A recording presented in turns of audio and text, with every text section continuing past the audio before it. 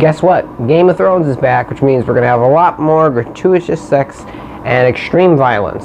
And not all of it's necessarily going to be necessary, but that's why everyone's actually watching the show.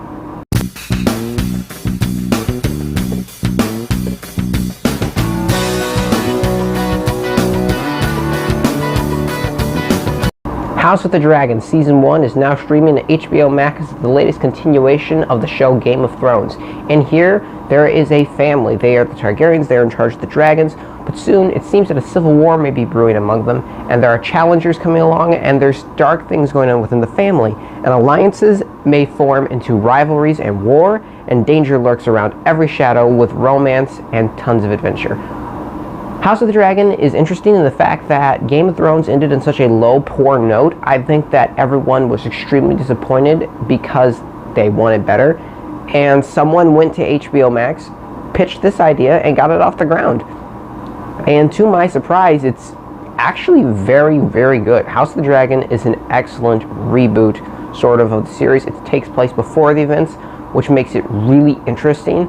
I love the fact that this show genuinely is able to stand on its own 2 feet, though. If you've never seen Game of Thrones, you can probably still watch House of the Dragon and be entertained while having to know everything that takes place in the show of Game of Thrones.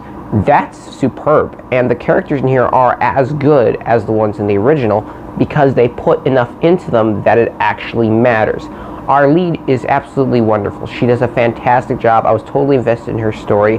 Everything that goes on with her is very, very interesting, because she's someone that is equal parts strong, equal parts naive, and equal parts just a lot of fun. Like, she tries to be, like, her character is someone who tries to be, very serious. She's trying her best, but she has a good sense of humor to her, and I like when they let that come out. The action here is awe. It's just in awe. It's just amazing. It is beautiful spectacle with just huge action sequences that take place that are fantastic. The battles are nothing short of masterpiece. They really did great with that.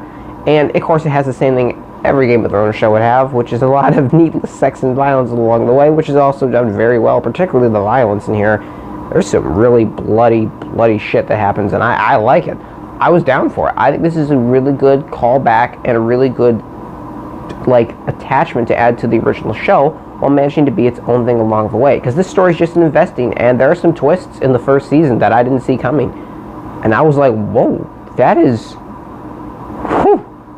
good. Like, they genuinely put work into this to make this as good as possible. The world that they built in here is just absolutely fantastic.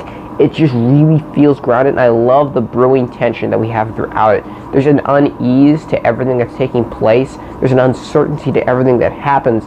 And someone may start at one place, but they may end at another, and you can sometimes understand, usually, even their reasoning. Even those who are villains in here, you kind of are understanding what's going on between everything.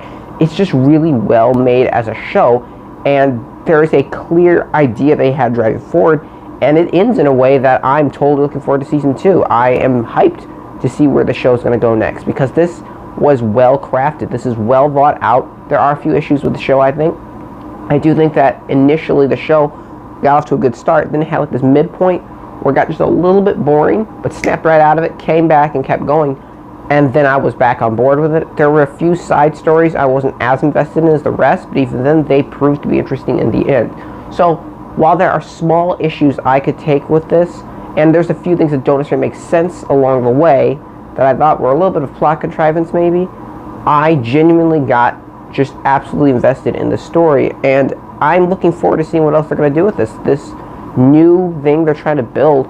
If they'll give us more versions and more spin-offs, I'll take it. If this is the way they can do it, this is extremely well made. I recommend you go and check out the show if you haven't done it already.